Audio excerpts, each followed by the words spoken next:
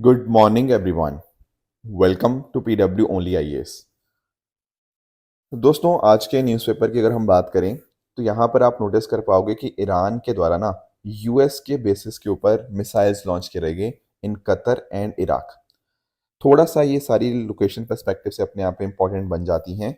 जैसे for example आप यहाँ पे नोटिस कर पाओगे कि आपको एक यूएस का air base that is Al Udeid air base यहाँ कतर में देखने को मिल जाएगा। ये लार्जेस्ट बेस है मिडल ईस्ट के अंदर यूएस का। तो ईरान की तरह बहुत सारी मिसाइल्स यहाँ पे लॉन्च करी गई। एंड साथ ही आप नोटिस कर पाओगे कि लगभग 10,000 जो अमेरिकन सोल्जर हैं वो यहीं अल उदेद एयर बेस में आपको यहाँ पे देखने को मिल जाएंगे, और साथ ही साथ यूएस सेंट्रल कमांड का हेडक्वार्टर भी यहीं पर है। इसके अलावा अगर हम बात करें तो ईरान ने यहाँ पर अल असद एयर बेस जो आपको इराक के अंदर देखने को मिल जाएगा ना, ये लोकेशन के ऊपर, यहाँ पर भी ईरान ने कुछ मिसाइल्स यहाँ पे लॉन्च करे हैं। इसके अलावा और भी यहाँ पर आपको बेस देखने को मिल जाएंगे, हालांकि उनके ऊपर अटैक नहीं हुआ, but many of those bases have been put on high alert. जैसे अल दाफरा एयर बेस आपको यूएई में देखने को मिल जाएगा। यूएस नेवी फिफ्थ फ्लीट यहाँ बहरीन में है। Ali Al Salem air base ये कुवैत में आपको देखने को मिल जाएगा। यहाँ पर आपको अल ताफ गैरिसन सीरिया में देखने को मिल जाएगा। हरीर एयरबेस आपको इराक में देखने को मिल जाएगा। तो डेफिनेटली ये सब भी अपने आप में हाई अलर्ट के ऊपर देखने को मिल रहे हैं, पर बाकी एयरबेसिस के ऊपर यूएसए ने कहा पे यूएस के ऊपर ईरान के द्वारा टारगेट किया गया है। अब देखो यहाँ पर ना ईरान ने बहुत क्लियरली बोल दिया है कि देखो, हमने ना जंग शुरुआत करी, ना ही हम जंग चाहते हैं, पर अगर कोई ईरान को इन्वेड करने की कोशिश करेगा तो हम उसको छोड़ेंगे भी नहीं। तो इस तरह से उन्होंने ये बोला है कि we will never leave violation of territorial integrity unanswered. ठीक है ना, कोई हमारे देश के ऊपर अटैक करेगा तो हम वापस में बहुत बड़े लेवल पे रिटालिएट करेंगे। हालांकि दोस्तों, डोनाल्ड ट्रंप का मानना थोड़ा अलग है। डोनाल्ड ट्रंप ने इनफैक्ट ट्वीट करके ये बोला है कि ईरान कहीं पर भी कुछ भी अटैक करे जा रहा है, एंड उनके अटैक से कुछ भी उनको मिल नहीं रहा। कोई भी इंसान की डेथ ही नहीं हुई जो उन्होंने मिसाइल्स वगैरह यहाँ पे लॉन्च करी। तो यूएस ने पूरी तरह से न्यूट्रलाइज कर दिया है ईरान के अटैक को, ऐसा डोनाल्ड ट्रंप का कहना है। राइट। इसके अलावा दोस्तों बात करें, हमारे यहाँ पे भाई पोल्स हुए, ठीक है ना। तो आप नोटिस करने को मिलेगा कि गुजरात के अंदर हो गया, ठीक है, उसके अलावा पंजाब में हो गए, आपके केरला में हो गए। तो इन एरियाज के अंदर आपको यहाँ पर इवन फैक्ट आपका वेस्ट बंगाल के अंदर भी आपको यहाँ पे बाईपोल्स देखने को मिले। आप लोग जानते ही होंगे कि अगर किसी की डेथ हो जाती है या फिर कोई रिजाइन कर देता है तो वहां पर फिर बाईपोल कंडक्ट किए जाते हैं। तो इनमें दो जगह के ऊपर आम आदमी पार्टी, एक जगह भारतीय जनता पार्टी, एक जगह इंडियन नेशनल कांग्रेस, एंड एक जगह आपके जो तृणमूल कांग्रेस है, उसकी यहाँ पे जीत हमें देखने को मिली है। एनीवेज दोस्तों, डेट है आज की 24 जून 2025, एंड आप सभी का स्वागत है आज के प्रीलिम बूस्टर न्यूज डिस्कशन में। स्टार्ट करने से पहले मैं आप सबको बता दूं कि प्रतिज्ञा दिवस के ऑफर्स को अवेल करने का आज सेकंड लास्ट डे है बेसिकली। कल यानी कि 25 जून को यहाँ पर आपके ऑफर्स यहाँ पे खत्म हो रहे हैं। तो प्रतिज्ञा दिवस में आपको एडिशनल आपको डिस्काउंट्स देखने को मिल जाएगा PD1000 कूपन कोड इस्तेमाल करने के रिगार्डिंग। अब अगर आप यहाँ पर 1 ईयर कोर्सेज में प्रहार टाइटन में एनरोल करना चाहते हैं तो डेफिनेटली ये बैचेस आपको हेल्प कर देंगे। उसके अलावा अगर आप 2027 की तैयारी कर रहे हैं तो उसके लिए आपके पास संकल्प एंड पिनिकल बैचेस हैं। एंड अगर आप अपने कॉलेज के साथ यहाँ पे यूपीएससी की तैयारी कर रहे हैं तो डेफिनेटली प्रारंभ कोर्स आपको यहाँ पे बहुत ज़्यादा हेल्प कर देगा। दोस्तों, इन सब कोर्सेज के जो लिंक हैं नीचे डिस्क्रिप्शन में दे दिए गए हैं, तो वहां पर जाकर आप इनके अंदर एनरोल कर सकते हैं। पहला जो टॉपिक हमें समझना है वो है QR code on roads built under prime minister Gram Sadak Yojana. देखो, पहले मैं आपको प्रधानमंत्री ग्राम सड़क योजना के बारे में थोड़ा समझा देता हूँ। दरअसल में 2000 के अंदर 25 दिसंबर को प्रधानमंत्री अटल बिहारी वाजपेयी जी के द्वारा ये स्कीम शुरू करी गई थी। एंड इसकी नोडल मिनिस्ट्री है मिनिस्ट्री ऑफ रूरल डेवलपमेंट। अब जैसा नाम में है ना, ग्राम सड़क योजना, तो हमारे जो कहीं ना कहीं ग्रामीण क्षेत्र हैं, ग्रामीण भारत में जो आपकी अनकनेक्टेड हैबिटेशंस हैं, कि जहां पर कनेक्शंस नहीं है, राइट, वहां पर ऑल वेदर रोड कनेक्टिविटी को प्रोवाइड करना ये प्रधानमंत्री ग्राम सड़क योजना का यहाँ पे लक्ष्य है। ठीक है। आई एम श्योर आप सब लोगों ने भी इस तरह के आपने देखे होंगे कि ये जो सड़क है ये प्रधानमंत्री ग्राम सड़क योजना के अंतर्गत आती है। ये बोर्ड्स आपने इस तरह से देखे होंगे। अब क्या होता है कि प्लेन्स के अंदर कम से कम 500 लोग होने चाहिए, वहां पर ये सड़क बनाई जाती है। एंड हिल्स, ट्राइबल या डिफिकल्ट एरियाज के अंदर जहाँ 250 से ज़्यादा पॉपुलेशन है वो एलिजिबल रहते हैं प्रधानमंत्री ग्राम सड़क योजना के अंतर्गत। शुरुआत में 100% जो फंडिंग थी वो सेंट्रल के द्वारा थी, पर 2015-16 के बाद ये शेयर्ड होने लगी। 60% सेंटर की तरफ से, 40% स्टेट्स की तरफ से। एंड अगर मान लीजिए वो नॉर्थ ईस्ट या हिमालयन स्टेट्स है तो वो नहा 90% और 10% का रेशियो आपको यहाँ पे देखने को मिल जाएगा। अब इसके अलग अलग फेजेस रहे हैं, जैसे जो पहला फेज था वो 2000 में शुरू हुआ, जहां पर बेसिक रूरल रोड कनेक्टिविटी की बात करी गई। बट धीरे धीरे आगे इसका सेकंड फेज आया 2013 के अंदर, वहां 50,000 किलोमीटर की रूरल रोड्स को अपग्रेड करने की बात हुई, ठीक है ना। खासकर अगर हम बात करें लेफ्ट विंग एक्सट्रीमिज्म एरिया के अंतर्गत, यहाँ पे कैसे हम वहाँ पे रोड्स को बना सकते हैं, सिक्योरिटी के पर्सपेक्टिव से रोड बहुत क्रिटिकल है, डेवलपमेंट वहाँ पे होता है। इसके अलावा तीसरा फेज 2019 में आया, जहां पर लगभग 1.25 लाख किलोमीटर की सड़कों को हमने यहाँ पे कंसोलिडेट किया, राइट, ताकि स्कूल्स को, हॉस्पिटल्स को, आपकी जो ग्रामीण एग्रीकल्चर मार्केट होती है या हाट्स वगैरह भी आप उनको बोल सकते हो, उनका बेटर एक्सेस यहाँ मिल पाए। एंड 2024 में आपको इसका चौथा फेज देखने को मिलेगा, जहां पर जो 25,000 अनकनेक्टेड हैबिटेशंस थी, जहां पर मतलब हमने 62,000 किलोमीटर की हम यहाँ पे रोड्स यहाँ पे इसके अंतर्गत बना रहे हैं, ठीक है ना। तो ये चीजें तो थी, पर हमने एक चीज नोटिस करी है कि प्रधानमंत्री ग्राम सड़क योजना में दिक्कत एक जो आती है वो कई बार आ जाती है क्वालिटी की, ठीक है ना। ये कंस्ट्रक्शन क्वालिटी कई बार ढंग से नहीं होती, ठीक है। आप देखते हो कि सड़क आज बनती है, 6 महीने बाद थोड़ी बारिश हो जाती है तो सड़क टूट के खराब हो जाती है ना। इवन 6 महीने भी ज़्यादा ही बोल रहा हूँ, कई जगह पे तो उससे पहले भी हो जाती है। तो हमारे पास अगर क्वालिटी कंट्रोल लैब्स नहीं होती या रियल टाइम इंस्पेक्शंस नहीं होती, उससे कहीं ना कहीं दिक्कत ये आती है कि खराब क्वालिटी की सड़कें बनती हैं। इसके अलावा अगर हम बात करें ना, हम टेंडर जब देते हैं ना, हम यही बोलते हैं कि सबसे कम कॉस्ट में कौन बना सकता है। अब उस चक्कर में क्या होता है, प्रोजेक्ट तो एक बार मिल जाता है, अब कॉस्ट कम होती है, तो इस चक्कर में जो बिल्डर है या जो कंस्ट्रक्ट करने वाला है वो भी अपने आप में बहुत ही खराब क्वालिटी का मटेरियल यहाँ पे लगाता है। इसके अलावा देखो होता पता क्या है कि 10 ईयर का रोड डिजाइन लाइफ होती है, पर मेंटेनेंस केवल और केवल 5 साल के लिए ही अश्योर करी जाती है। तो इस वजह से मेंटेनेंस जब 5 साल के लिए है तो कहीं ना कहीं सड़क जल्दी टूटने लग जाती है। तो क्या कोई तरीका नहीं है इसको ठीक करने का? Answer is yes. यहाँ पर आप नोटिस कर पाओगे, मिनिस्ट्री ऑफ रूरल डेवलपमेंट ने सड़कों को ये बोला है कि भाई जितनी भी प्रधानमंत्री ग्राम सड़क योजना के अंतर्गत जो रोड मेंटेनेंस बोर्ड्स है ना, वहां पर आप क्यूआर कोड लगा दो, ठीक है। इस तरह से आपका क्यूआर कोड लग जाएगा, आप उसको फोन के माध्यम से स्कैन कर पाओगे। अब स्कैन के बाद ना आप यहाँ पे एक तो इन्फॉर्मेशन तो आपको मिलेगी सड़क के रिगार्डिंग की कंस्ट्रक्शन कैसे हुआ, मेंटेनेंस हो रहा है या नहीं हो रहा, plus at the same time आप अपना यहाँ पर फीडबैक दे पाएंगे। आप मान लीजिए आपने देखा कि रोड में तो गड्ढे हैं, आपने फोन उठाया, फोटो खींची और वहाँ पे गड्ढों की फोटो वहाँ पे अपलोड कर दी। कोई और समस्याएं हैं या और चीज़ें आपको करनी है तो डायरेक्टली आप यहाँ पे कर सकते हो, ठीक है ना। और इसको यहाँ पे ना ई मार्ग सिस्टम के साथ भी इंटीग्रेट किया गया है, जो ये देखता रहता है कि हाँ मेंटेनेंस वगैरह प्रॉपर हो रही है नहीं हो रही, क्या उन्होंने क्वालिटी स्टैंडर्ड्स मीट किए या नहीं किए। तो एक्चुअल में ना ये ई मार्ग आपका सिस्टम देखने को मिल जाएगा। व्हाट इज ई मार्ग? ये एक ई गवर्नेंस सोल्यूशन है जो यहाँ पे इंश्योर करता है कि रूरल रोड मेंटेनेंस आपका अच्छे से हो, ठीक है ना। तो कंट्रैक्टर्स जो होंगे वो अपने बिल्स वगैरह सबमिट करेंगे, जिन्होंने उस पर्टिकुलर रोड को इंस्पेक्ट किया है वो यहाँ पे रूटीन इंस्पेक्शंस की रिपोर्ट्स वगैरह भी सबमिट करते हैं। एंड अकॉर्डिंगली हमें पता लगता रहता है कि क्या प्रॉपर ढंग से रोड काम कर रही है नहीं काम कर रही। एंड 12 मेंटेनेंस पैरामीटर्स के माध्यम से एक परफॉर्मेंस वैल्यूएशन भी यहाँ पे किया जाता है विद द फोटोज, ठीक है। तो अगर आपको भी ऐसे कोई कंप्लेंट आती है तो आप भी उसके माध्यम से रेज कर सकते हो, तो फिर प्रॉपर उसके ऊपर एक्शन लिया जाएगा। नेक्स्ट आते हैं दूसरे टॉपिक पे, United Kingdom MPs approve assisted dying bill.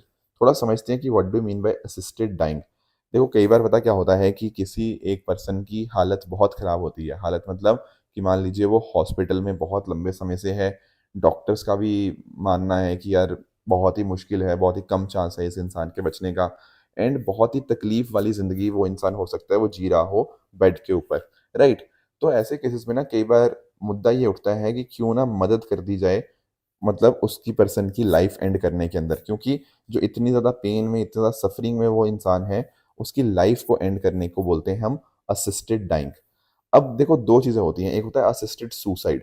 Suicide वाली चीज़ तो अलग होगी, ठीक है ना, कि आप किसी की मदद कर रहे हो कि चलो ठीक है भाई तू सुसाइड कर ले, ठीक है ना, बट वो वाली चीज़ अलग है।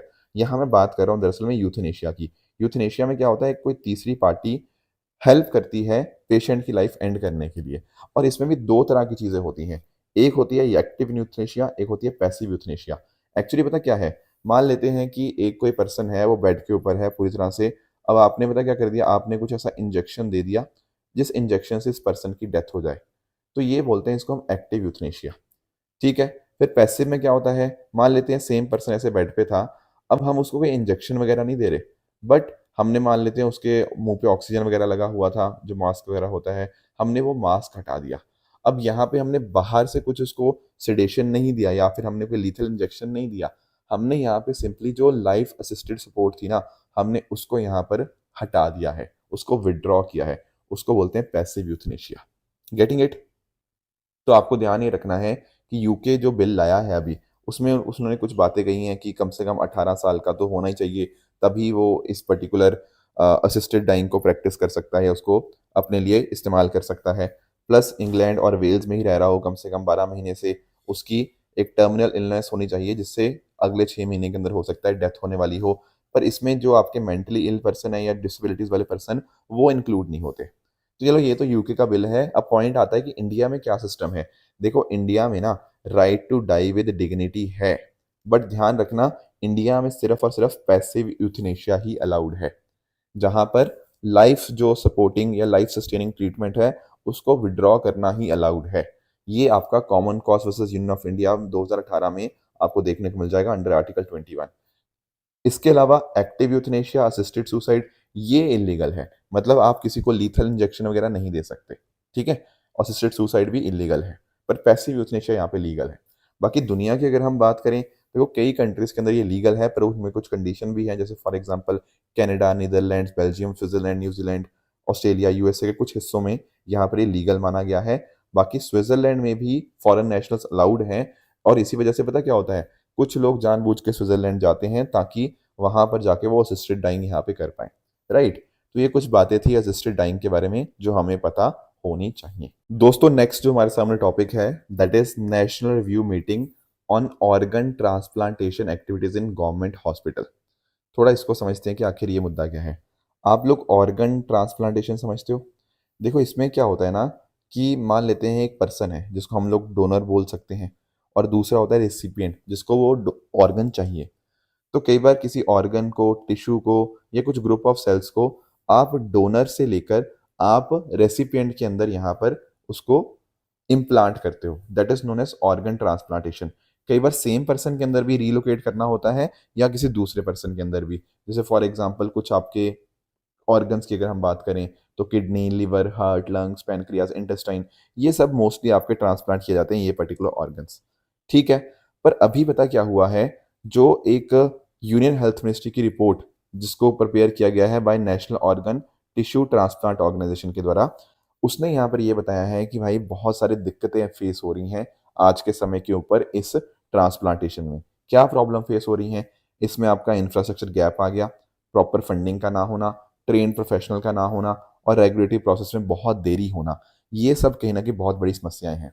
जैसे फॉर एग्जांपल इस रिपोर्ट ने ये बताया है कि 13,000 से भी ज़्यादा जो किडनी ट्रांसप्लांट्स परफॉर्म किए गए हैं 2024-25 से। पर अंडरस्टैंड ये करना, ये नंबर अपने आप में बहुत ही छोटा है। रिकमेंड किया गया था 1 लाख, पर कहाँ तक पहुंच पाए? केवल 13,000 तक। तो गवर्नमेंट हॉस्पिटल में ना इतनी कैपेसिटी ही नहीं है कि वो इतनी डिमांड की यहाँ पर मीट कर पाए, क्योंकि डिमांड तो 1 लाख के आसपास थी, ठीक है ना। इसके अलावा अगर हम बात करें, इंफ्रास्ट्रक्चर में काफ़ी इश्यूज हैं। जैसे फॉर एग्जांपल स्पेशलाइज्ड ओटीज हमारे पास नहीं है ट्रांसप्लांट के regarding, ICU specialised for transplantation वो है ही नहीं हमारे पास। इसके अलावा आप नोटिस कर सकते हो, जो already existing ICU and OT है वो ओवरबर्डन है विद द जनरल पेशेंट, तो ट्रांसप्लांटेशन तो कैसे ही वहाँ पे हो पाएगा। इसके अलावा आईसीयू बेड्स की भी क्रिटिकल शॉर्टेज आपको देखने को मिल जाएगी। जो ब्रेन स्टेम डेड डोनर्स हैं, या फिर जिनका ट्रांसप्लांट हो जाता है, उसके लिए यहाँ पे रहने के लिए जो आईसीयू बेड्स चाहिए होंगे, उनकी बहुत बड़े लेवल पे शॉर्टेज है। इसके अलावा जो डॉक्टर्स हमें चाहिए, जैसे ट्रांसप्लांट सर्जन्स हो गया, नेफ्रोलॉजिस्ट हो गया, यूरोलॉजिस्ट हो गया, एनेस्थेसिस्ट हो गया, न्यूरोलॉजिस्ट है ना, इन सब की भी अपने आप में बहुत बड़े लेवल पे शॉर्टेज है। कई बार ऐसा भी होता है कि जो डॉक्टर्स हैं वो एक हॉस्पिटल छोड़ के दूसरे हॉस्पिटल में चले जाते हैं, या फिर उनके ट्रांसफ़र होते रहते हैं। उस चक्कर में वो ट्रांसप्लांट प्रोग्राम को कंटिन्यू करने में काफ़ी ज़्यादा दिक्कत आती है। बाकी कोई खास इंसेंटिव भी नहीं होता ट्रांसप्लांट टीम्स को। तो ये सारे कहीं न कहीं बहुत बड़े कंसर्न्स बनते हैं। तो आप नोटिस कर सकते हो कि जो रिपोर्ट है ना, ये प्रिपेयर किसने करी है? नोटो के द्वारा, national organ and tissue transplantation organisation के द्वारा। अब इसने क्या बोला है?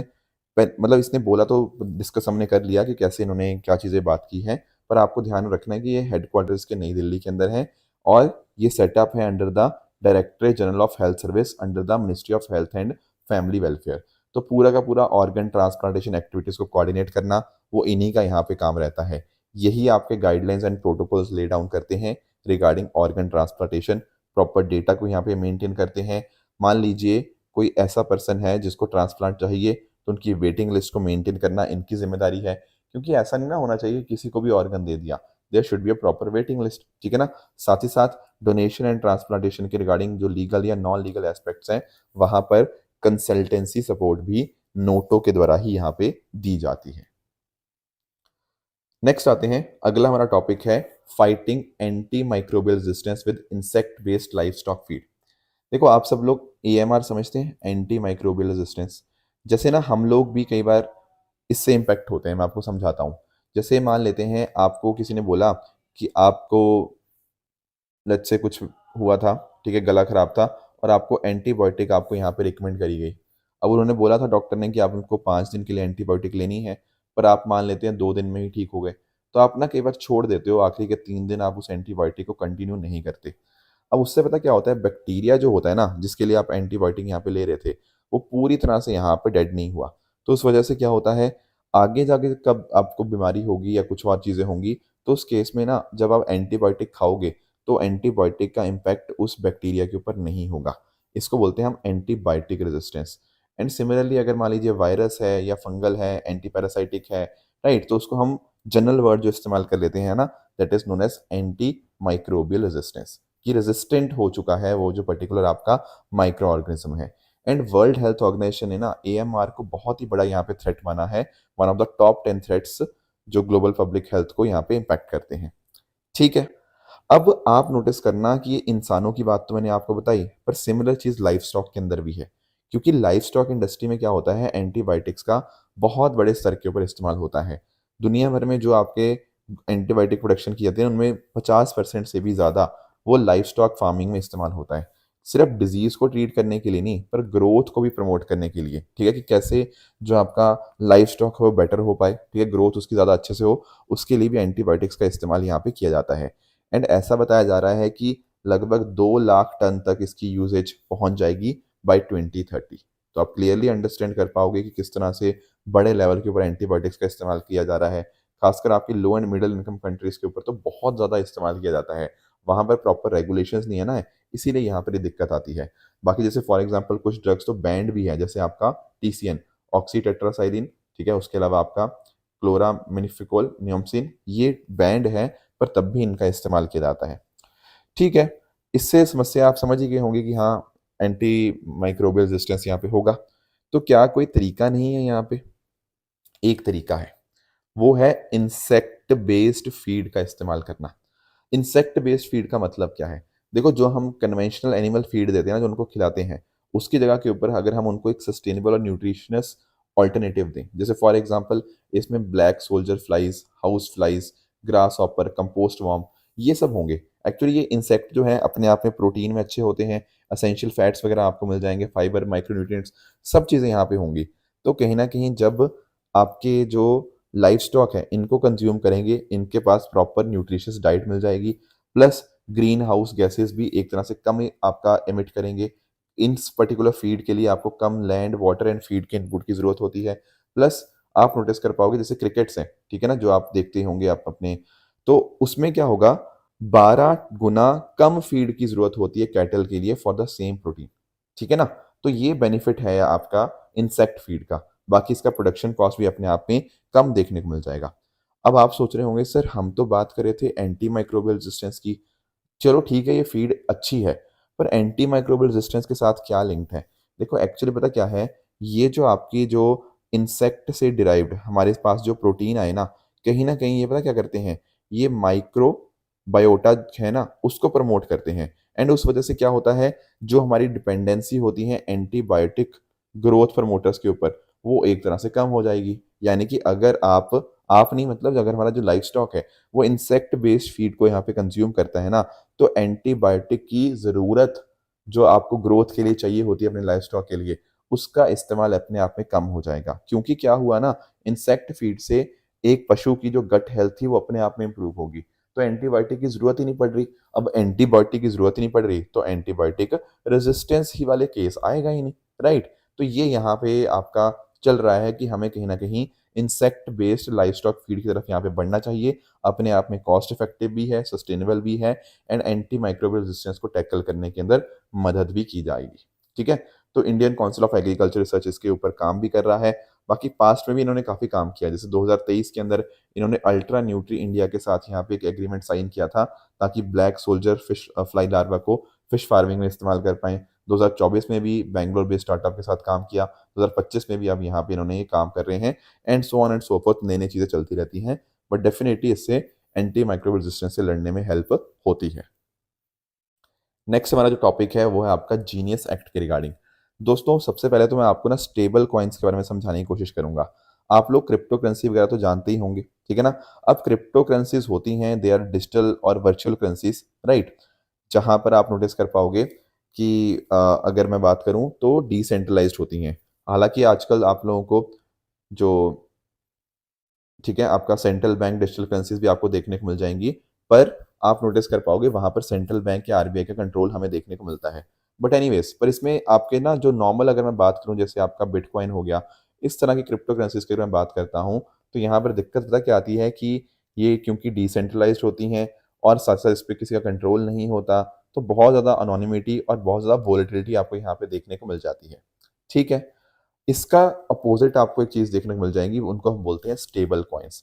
जैसा इसके नाम में है ना, स्टेबल कॉइन्स, तो अपने आप में इनकी वैल्यू काफी स्टेबल रहती है। ये उतने वोलेटाइल आपको नहीं देखने को मिलते।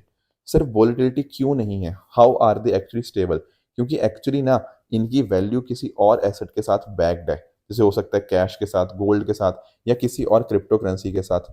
जैसे मान लेते हैं एक हमारे पास यूएसडीसी है।